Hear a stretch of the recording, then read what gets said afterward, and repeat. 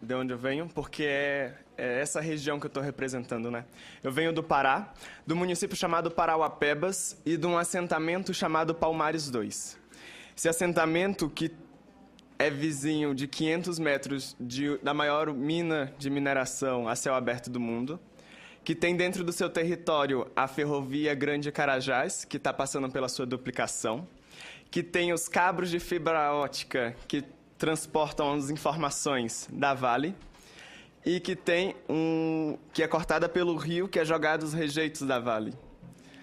Então, nós estamos numa situação, mas é esse assentamento que tem dado exemplo para mim, enquanto jovem, que tem dado exemplo de resistência para a construção desse movimento. Esse assentamento, que não difere dos territórios da maioria dos companheiros e companheiras que estão aqui, é que tem dado exemplo para esses barões do minério que nós não estamos de brincadeira e nós não iremos embora das nossas terras, pelo lucro do capital internacional. E queria falar que essas fronteiras da riqueza que são criadas, que são utilizadas com esse nome, é fronteira de riqueza para quem? Pois é difícil falar de direitos humanos aqui nessa casa sem lembrar das crianças que estão neste exato momento fazendo carvão para alimentar as siderúrgicas de Marabá. Que neste exato momento estão vendendo bala, laranja, água e outra infinidade de coisas para ter a sua subsistência. A infância não foi inventada nesse território, companheiros? É isso? É difícil falar de direitos humanos numa região em que eu venho, em que a gente assiste os trabalhadores pegarem os ônibus para exercer o trabalho que mais mata, mutila e enlouquece no mundo. E eu vejo meus colegas de classe pegando os ônibus em turnos cada vez mais estranhos, porque trabalhar da 1 da manhã às 6 da manhã e dormir o restante do dia é pedir para abdicar da vida. Da vida. E é difícil também falar de direitos humanos sem imaginar que neste exato momento, sem esperar conclusão de cálculos, sem esperar conclusão de pesquisa, há indígenas quilombolas sem terras, trabalhadores sendo expulsos de suas terras, à bala, com os cães do Estado mostrando seus dentes, usando da cordial covardia de sempre. Mas eu também queria dizer que a gente não é coitadinho. A gente é impactado, a gente está cansado, a gente é excluído nesse sistema, mas a gente não é coitadinho. Não nos enganemos, companheiro, esses barões do minério têm medo da gente. Têm medo desse povo organizado.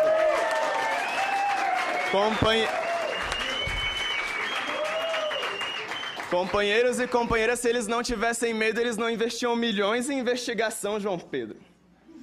Se eles não tivessem medo da gente, eles não botavam a polícia no nosso encalço toda vez que vê 50 trabalhadores reunidos.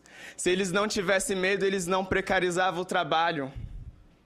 Eles têm medo da gente.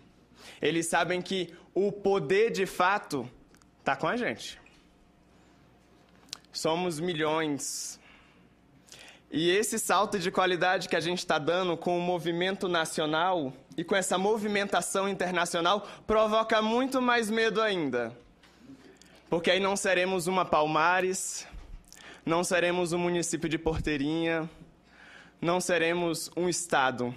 Seremos trabalhadores contra a mineração predatória na América Latina e no mundo.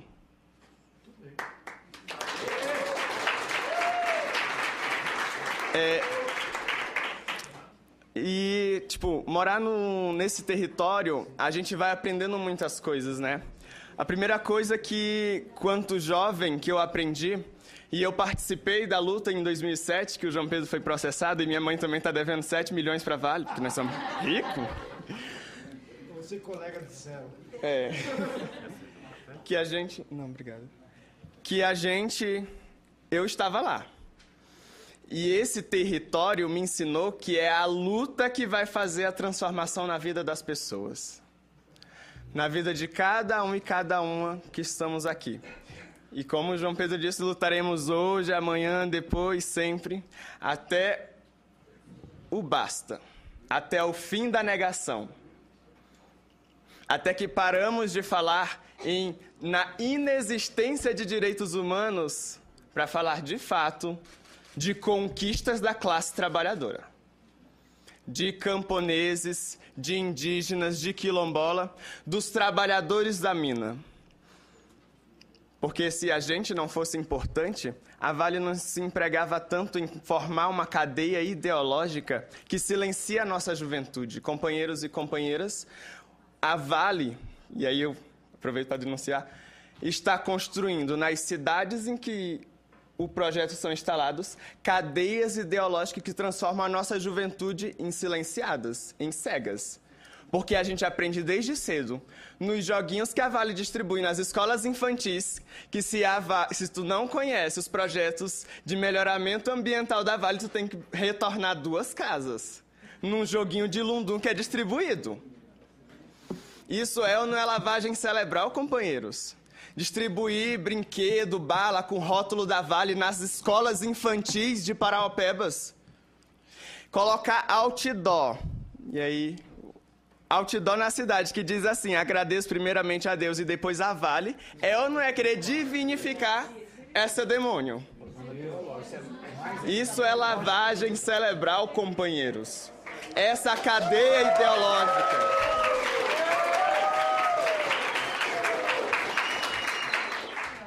E também não poderia deixar de falar que as nossas cidades, principalmente no Pará, a gente está com os cemitérios cheios de jovens negros, pobres.